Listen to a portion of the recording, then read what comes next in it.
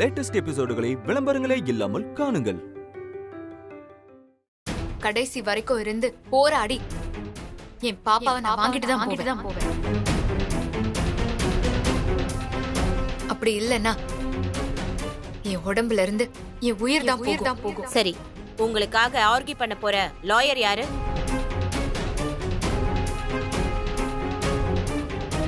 சொல்லுங்க, லாயர் யாரு? எனக்கு லாயர் யாரும் தேவையில்லை. நானே என் சார்பா ஆஜராகி வாதாடிக்கிறேன்.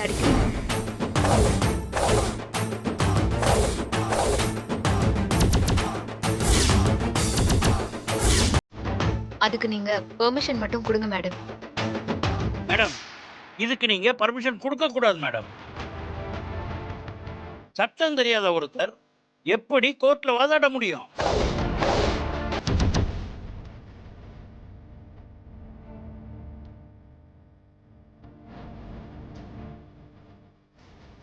முடியும் சார்.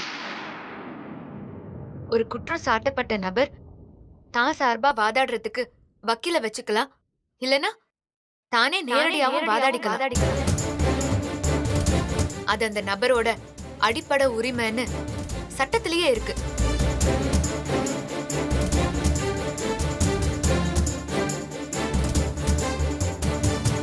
பெரிய வக்கீல் நீங்க, ஒரு சாதாரண மக்களுக்கு தெரிஞ்ச இந்த அடிப்படை சட்டம் கூடவா உங்களுக்கு தெரியாது? சரி அபி, நீங்க உங்களுக்காக வாதாடிக்க, அதுக்கு சட்டத்துல இடம் இருக்கு. எல்லாம் கரெக்ட் தான். நான் உங்க நல்லதுக்காக சொல்றேன் அபி. கோர்ட்ல நல்ல சட்டம் தெரிஞ்ச மூர்த்தி சார் மாதிரி ஒரு பெரிய வக்கீலை எதிர்த்து சட்டம் தெரியாத நீங்க வாதாடுறது அவ்வளவு ஈஸி கிடையாது. புலிக்கும் ஆட்டுக்கும் இடையில நடக்கிற போட்டி மாதிரி தான் அது போய் முடியும். நீங்க வாதாடுறது உங்களுக்கே சில சமயம் நெகட்டிவா அமையலாம். So what I recommended to you, நீங்க ஒரு வக்கீல வச்சு வாதாடலாம். இல்ல மேடம், குழந்தை இல்லாத வலி ஒரு தாய்க்கு தான் தெரியும். ஒரு பருந்து கிட்ட இருந்து கோழியை தவிர வேற யாரும் அதோட கொஞ்ச திறமையா காப்பாத்த முடியாது. அதனால நானே என் பாப்பாவுக்காக வாதாடிக்கிறேன் மேடம்.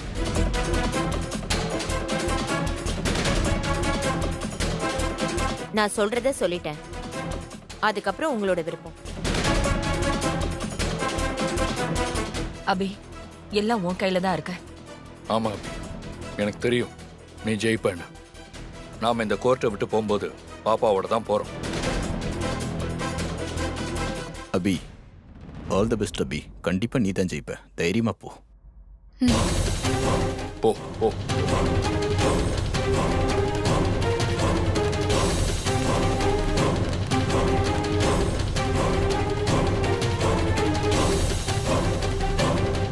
ஏ ஸ்ரீஜா, அபிய பத்தி நமக்கு தெரியும்டி. அவ ஏற்கனவே ஒரு முறை அவ அக்கா மாதிரி கோர்ட்டுக்கு போய் வாதாடி சஞ்சீவ காப்பாத்தினவ. அந்த மாதிரி ஏதாவது நடந்துருமா? மா, அதுக்கு வாய்ப்பே இல்ல. அபி தோக்க போறதும் அவ குழந்தை அவளை விட்டு பிரியறதும் கன்ஃபார்ம்.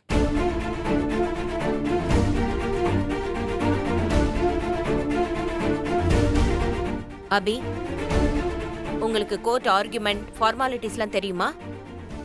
நல்லா தெரியும் மேடம். நான் கோர்ட்ல வாதாடுறது எனக்கு புதுசு இல்ல மேடம். புதுசு இல்லையா?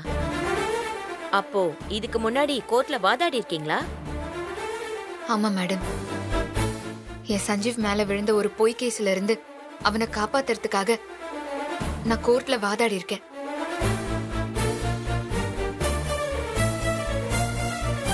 அது எப்படி? எந்த லீகலும் தெரியாம சட்டமும் தெரியாம ஆர்குமெண்ட் பண்ணீங்க? எனக்கு கொஞ்சம் சட்டம் தெரியும் மேடம். எங்க அக்கா அனு பெரிய lawyer.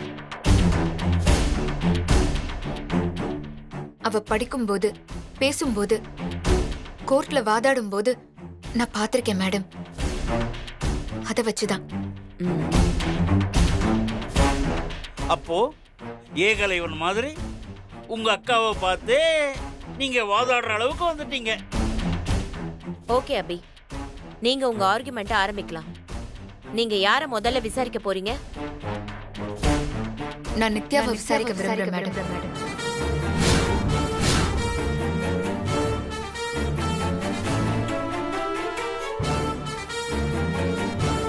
Permission granted. Nithya Nithya Nithya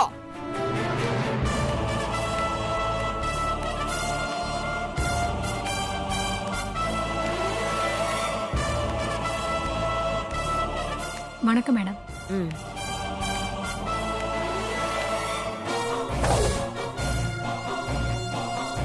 உங்க பேர் என்ன? உங்களுக்கு தெரியாம தான் என்ன கூப்பிட்டு கூண்டுல ஏத்துனீங்களா? கேட்ட கேள்விக்கு மட்டும் பதில் சொல்லுங்க. நித்யா. அதுதான் உங்க உண்மையான பேரா? ஆமா. அதுல என்ன சந்தேகம்? அதுல ஒன்னும் சந்தேகம் இல்ல. உங்களுக்கு கல்யாணம் நடந்த வருஷம் சொல்லுங்க.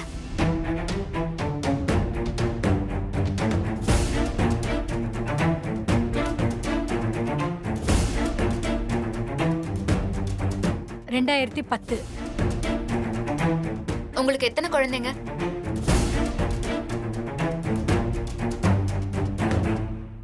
மேடம், இந்த அபி நம்ம கோர்ட் டைமை வேஸ்ட் பண்றாங்க. தேவையில்லாத கேள்வியெல்லாம் கேட்டு என் கட்சிக்காரரை டென்ஷன் பண்றாங்க. வக்கீல் சார், கோர்ட்ல எது தேவையுள்ள கேள்வி, தேவையில்லாத கேள்வின்னு நீங்க முடிவு பண்ணக்கூடாது. ஜட்ஜ் தான் முடிவு பண்ணணும். மூர்த்தி சார், நான் பாத்துக்கிறேன். நீங்க உட்காருங்க.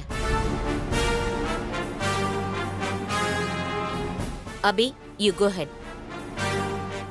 சொல்லுங்க நித்யா, உங்களுக்கு எத்தனை குழந்தைங்க? 3 குழந்தைங்க. அதுல காணாம போன குழந்தை எத்தனாவது குழந்தை? 3வது கடைசி குழந்தை. உங்க 3வது குழந்தைக்கு எங்க டெலிவரி நடந்துச்சு? அது காஞ்சிபுரம் பக்கத்துல செம்மனூர் கிராமத்துல இருக்கிற தாய்சேய் நல மருத்துவமனை.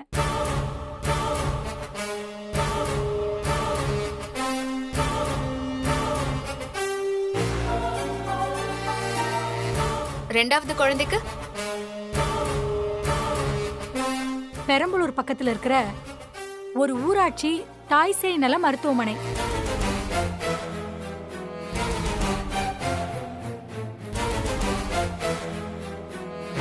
அப்போ 3வது குழந்தை? என்ன மேடம் நீங்க ஏதேதோ கேள்வியெல்லாம் கேட்டுட்டு இருக்கீங்க? ஜட்ஜி மேடம், காணாம போனது என்னோட 3வது குழந்தை. அந்த குழந்தைய பத்தி இவங்க கேள்வி கேட்டா அது பரவாயில்ல. எதுக்கு என் முதல் குழந்தைய பத்தி எல்லாம் கேக்குறாங்க?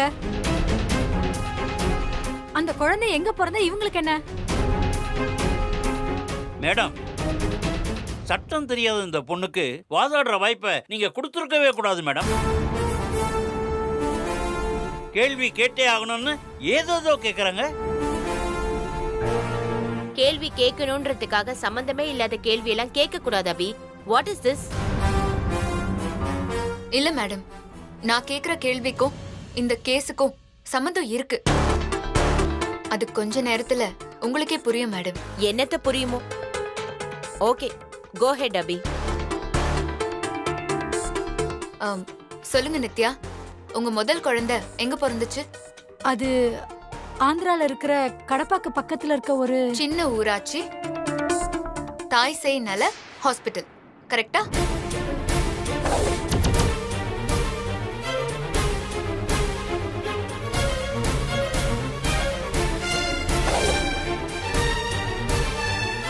அப்ப 3 குழந்தையுமே பெரிய ஹாஸ்பிட்டல்ல பிரசவம் நடக்கல. எங்க வசதிக்கு எங்க பார்க்க முடியுமோ அங்கதானே மேடம் நாங்க பார்க்க முடியும். இது என்ன கேள்வி? அப்போ இந்த 3 ஹாஸ்பிட்டலுமே உங்க வசதிக்கானதுதான்.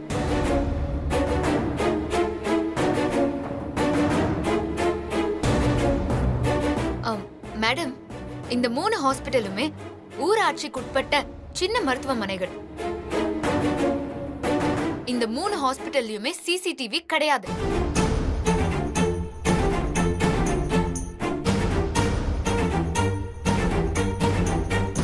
இந்த நித்யாவுக்கு பிறந்தது உண்மையா 3 குழந்தைங்க இல்ல, 4 குழந்தைங்க.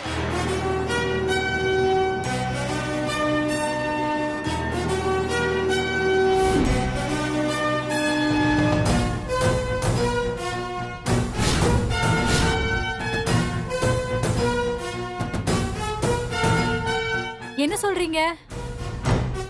எனக்கு 4 குழந்தையா? ஆமா. கோர்ட் பிரேக் அப்போ நான் இந்த கேஸ்ல ஆஜராகிற விஷயம் தெரியாம உங்க ஹஸ்பண்ட் இருக்காருல்ல, அவர் என்கிட்ட உண்மையெல்லாம் உளறிட்டாரு.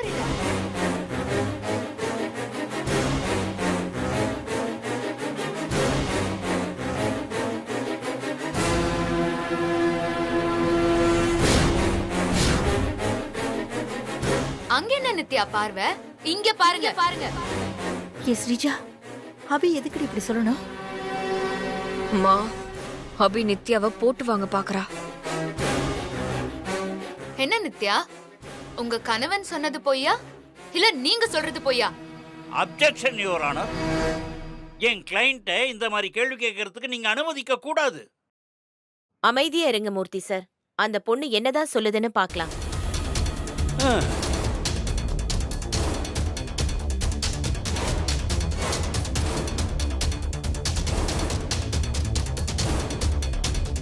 நித்யா, சொல்லக்கூடாது. நித்யா, உங்களதான் சொல்லுங்க. உங்களுக்கு எத்தனை குழந்தைங்க?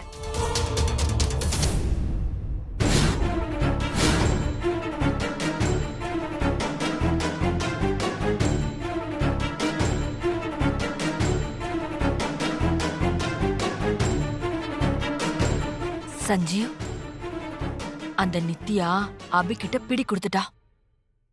அபி இனிமே நித்யா கிட்ட இருந்து ஈஸியா உண்மை வர வச்சிருவா. உனக்கு 4 குழந்தைனா எதுக்குமா 3 குழந்தைன்னு போய் சொன்ன? நித்யா கேக்குறாங்கல்ல, ஜட்ஜ் மேடம் கேக்குறாங்கல்ல, சொல்லுமா.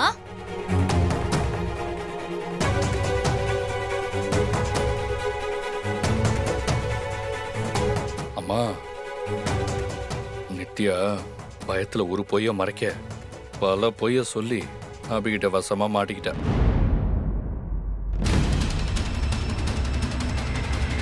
இவ்வளவு நேரம் நம்ம பக்கம் வீசின காத்து இப்ப அபி பக்கம் வீசுற மாதிரி தெரியுதுடி. நித்யா, நீ உன் குழந்தைய தத்து கொடுத்துட்டேன்னு கோர்ட்ல சொல்லாம மறைச்சியா இல்ல வித்துட்டோன்னு கோர்ட்ல சொல்லாம மறைச்சியா?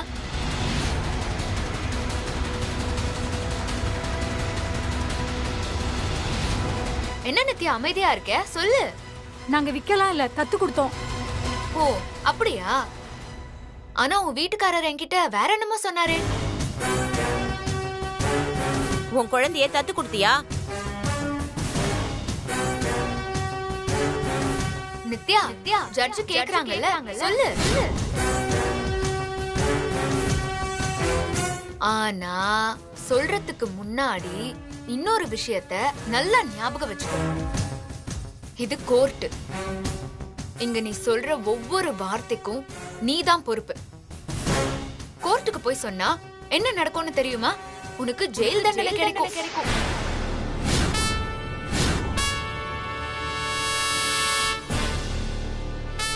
சொல்லுங்க நித்யா, தத்து கொடுத்தீங்களா இல்ல வித்தீங்களா? வித்துட்டோம். போச்சு.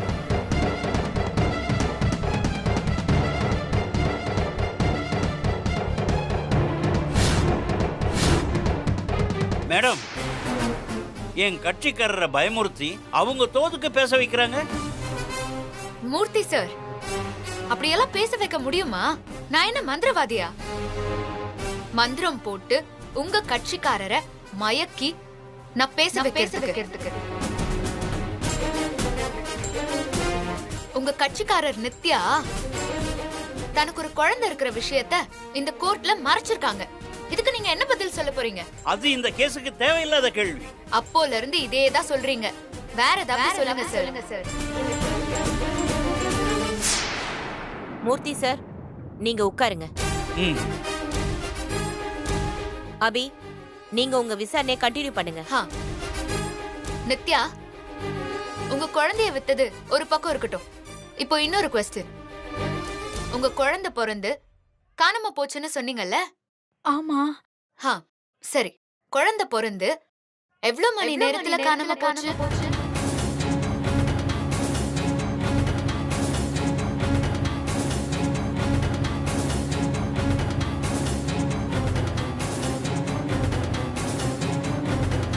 என்ன நித்யா, இந்த சின்ன கேள்விக்கு இவ்ளோ நேரம் யோசிச்சுட்டு இருக்கீங்க?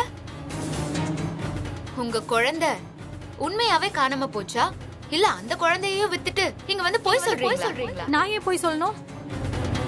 நீங்க தான் என் குழந்தைய புடுங்கிக்கிட்டு போய் பேசிட்டு இருக்கீங்க.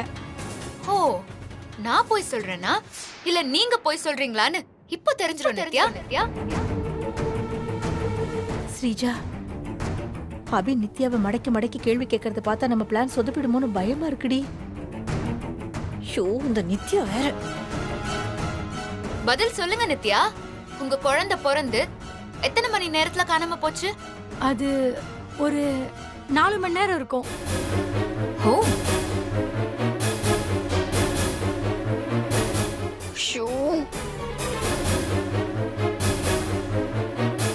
அப்படியா? 4 மணி நேரமா? ஆமா மேடம், இந்த கேஸ்ல குழந்தை காணாம போனதா போலீஸ் கம்ப்ளைண்ட்ல என்ன இருக்குன்னு நீங்க தெரிஞ்சுக்கணும். ரவி, கோர்ட்ல சப்மிட் பண்ண போலீஸ் ரெக்கார்ட்ஸை கொடுங்க.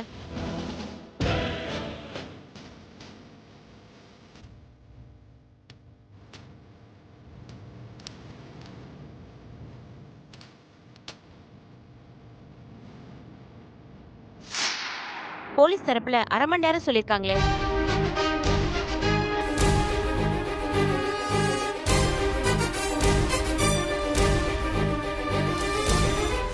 நீங்க என்னமா நேருக்கு மாறா சொல்றீங்க?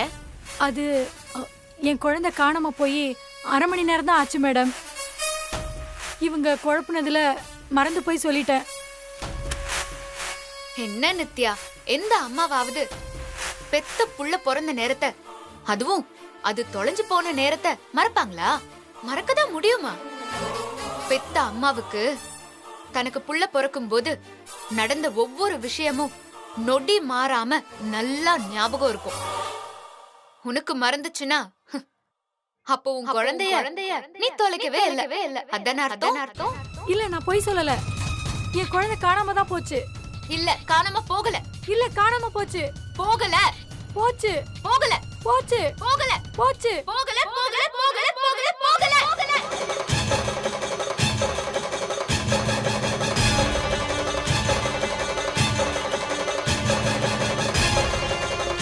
மேடம், நித்யாவோட குழந்தை என்னோடதுன்னு நிரூபிக்க இந்த கோர்ட்ல கொடுத்த பாப்பா போட்டோவை பாருங்க. அந்த போட்டோல இருக்கிற பாப்பா பிறந்து 2-3 நாள் ஆனதுக்கு அப்புறம் எடுத்த போட்டோ. பிறந்த 1/2 மணி நேரத்துல காணாம போன குழந்தைய எப்படி 2 நாள் கழிச்சு இவங்க போட்டோ எடுக்க முடியும்?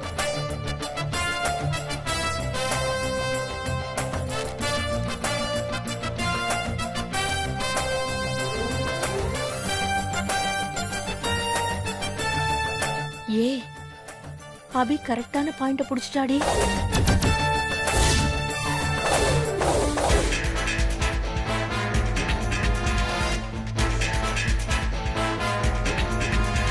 சொல்லுங்க நித்யா, தொலைஞ்சு போன குழந்தைய 2 நாள் கழிச்சு எப்படி போட்டோ எடுத்தீங்க? அது வந்து நான் சொல்லவா? உங்ககிட்ட இருந்த போட்டோ குழந்தைய கடத்தினவங்க சஞ்சீவ் கிட்ட பணம் கேட்டு மிரட்டுறதுக்காக அனுப்புன போட்டோ. சஞ்சீவ் போன்ல இருந்த போட்டோவை நீ எங்களுக்கே தெரியாம திருடி அந்த போட்டோவை நீங்க எடுத்துதான் கோர்ட்ல சப்மிட் பண்ணிருக்கீங்க.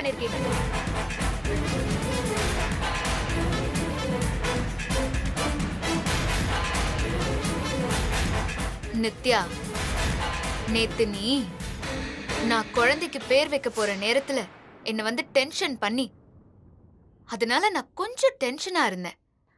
ஆனா இப்போ தீ பிடிச்ச மாதிரி நின்னு எரியுது. அதான் சிக்கிட்ட.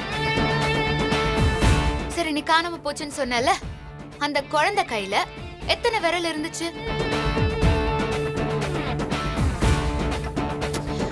ஐயோ, என்னம்மா, உன் குழந்தை பிறந்தப்போ நீ பாத்திருப்பல்ல? உன் குழந்தை கையில எத்தனை விரல் இருந்துச்சு?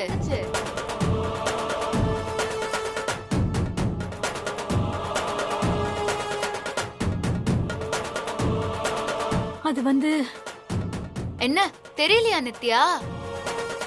இல்ல உன்னை அனுப்பி வச்சவங்க இத பத்தி சொல்லலையா? அதெல்லாம் ஒண்ணு இல்ல. என் குழந்தைய பத்தி எனக்கு தெரியாதா? கையில 5 விரல். 5 விரலா? என்ன அப்படி டவுட்டா கேக்குறா? அப்ப குழந்தைக்கு 5 விரல் இல்லையோ, 6 விரல் இருக்குமோ? அபி என்ன நித்யாவை இப்படி குழப்பறா? ஏதாவது பண்ணணுமே. சொல்லு நித்யா, உன் குழந்தைக்கு எத்தனை விரல்? அத சொல்றதுக்கு ஏன் நீ இவ்ளோ யோசிக்கிற? 6 விரல் மேடம்.